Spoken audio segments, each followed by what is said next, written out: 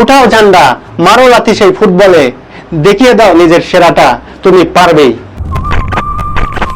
এক যে ছিল রাজা, যে রাজা সব যুদ্ধে জয়ী হলেও নিজের দেশের হয়ে যে কয়বার যুদ্ধে যাচ্ছিলেন সেই কয়বারই পরাজয়ের স্বাদ বরণ করতে হচ্ছিল তার। রাগে ক্ষোভে দুঃখে সেই রাজা একদিন অবসর নিয়ে নিলেন। তবে প্রজাদের ভালোবাসায় তিনি ফিরে না এসে পারলেন না, এবং তিনি ফিরে আসলেন এবং সব কয়টা যুদ্ধে জয়ী হয়ে পুরো পৃথিবীকে দেখিয়ে দিলেন নিজের অস্তিত্ব, নিজের ক্ষমতা, নিজের ভিতরে থাকা সেই ঐশ্বরিক ক্ষমতাগুলো।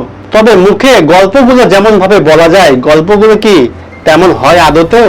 আপামর আর্জেন্টিনার সকল সমর্থক সহ ফুটবল প্রেমী যারা আছে, যারা শেষ পর্যন্ত মেসির উপরে আস্থা রেখেছিল, সেই বিশ্বাসের ফেরিয়ালা মেসি তাদের সেই প্রতিদান দিয়েছে। সেই মানুষটিরই আজকে 37তম জন্মদিন। লিওনেল মেসির জন্মদিনে তাকে নিয়ে কিছু হিস্টোরিক্যাল গল্প রোমন্থন করব, চলুন। মেসির জীবনটাকে দুই ভাগে ভাগ করা যায়। এক ভাগ 2006 থেকে 2014 সালের আগ পর্যন্ত, আরেকটা ভাগ 2014 সাল থেকে 2022 সালের আগ পর্যন্ত। এই দুইটা মেসি দুই রকম। এক মেসি 2006 থেকে 2014 সালের আগ পর্যন্ত, যেই মেসিটা তার না ছিল কোনো টেনশন, না ছিল নিজের কাঁধে কোনো বোঝা, তিনি আপন মনে নিজের বন্ধু সেই ফুটবলটার সাথে খেলে গেছেন নিরন্তর। কিন্তু আস্তে আস্তে মেসি যখন পরিণত হয়েছেন, তার উপরে ম্যারাডোনার রেখে যাওয়া সেই লেগাসিটা ভর করেছে সকল আর্জেন্টাইনদের কথা। ম্যারাডোনার মতো বিশ্বকাপ জেতাতে হবে লিওনেল মেসি তোমার, না হলে আর ম্যারাডোনার সাথে তোমার তুলনা করে কি বা লাভ। 2014 সালের আগ পর্যন্ত ভাবনাহীন, দায়িত্বহীন যে মেসিটা ছিল, সেই মেসিটা আস্তে আস্তে দায়িত্ববান হতে শুরু করলো। তার উপরে চাপ আসতে শুরু করলো আর্জেন্টিনাকে একটা শিরোপা জেতানোর। 2014, 2015, 2016 সালের কোপা আমেরিকাতে জাদুকারটা নিজের দলকে ফাইনালে তুললেও ফাইনালে গিয়েই তারা খেয়ে হারিয়ে ফেলতেছিল। হতাশ হচ্ছিল আর্জেন্টিনার জনগণ, হতাশ হচ্ছিল আর্জেন্টিনার সমর্থকেরা। মিডিয়ার চাপ, আর্জেন্টিনার জনগণের চাপ, সমর্থকদের চাপ, পারিপার্শ্বিক সব চাপের কারণে যখন 2016 সালের কোপা আমেরিকাতে পেনাল্টিটা মিস করলেন মেসি, সিদ্ধান্ত নিলেন বুট জোড়া তুলে নেওয়ার সময় এসেছে।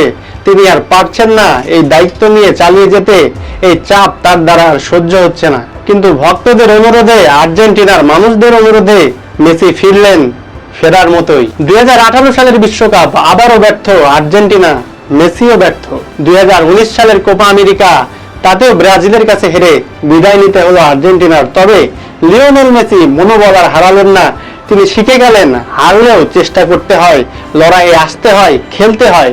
এটাই তো এই খেলার মজা। তাই তো 2022 সালের বিশ্বকাপে 36 বছরের শিরোপা খোঁচা ঘোচাতে 36 ম্যাচ অপরাজিত থাকা আর্জেন্টিনা যখন সৌদি আরবের কাছে প্রথম ম্যাচে হেরে গেলেন, লিওনেল মেসি মনোবল হারালেন না, আর্জেন্টিনা মনোবল হারালো না। লিওনেল মেসি ততদিনে শিখে গেছেন হেরে গেলেও কিভাবে ফিরে আসতে হয়।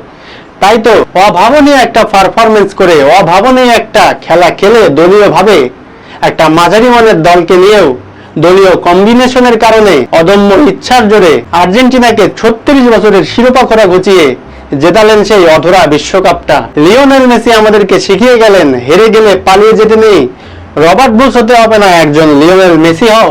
নিজের ভেতরে একটা আত্মবিশ্বাস নিয়ে আসো যে তুমিও পারবে। তাই তো মেসিকে ভালোবেসে বলা হয় বিশ্বাসের ফেরিওয়ালা, যিনি বিশ্বাসের প্রতিদান দিতে জানেন, যিনি নিজের শেষ নিঃশ্বাস পর্যন্ত লড়াই করতে জানেন। ধর্ম বর্ণ নির্বিশেষে লিওনেল মেসির কাছ থেকে শিক্ষা নিতে হবে কিভাবে নিজের গায়ে শেষ রক্তবিন্দু থাকা পর্যন্ত লড়াই করতে হয়, খেলে যেতে হয়। উঠাও ঝান্ডা, মারো লাথি সেই ফুটবলে, দেখিয়ে দাও নিজের সেরাটা, তুমি পারবেই। আজকে সেই মানুষটারই জন্মদিন। শুভ জন্মদিন লিওনেল মেসি। নিজের 37তম জন্মদিনে লিওনেল মেসির সামনে আরেকটা সুযোগ থাকছে কোপা আমেরিকা জিতে আর্জেন্টিনাকে শেষ আরেকটি শিরোপা জিতিয়ে অবসরে যাওয়ার। শুভকামনা টিম আর্জেন্টিনা, শুভকামনা লিওনেল মেসি।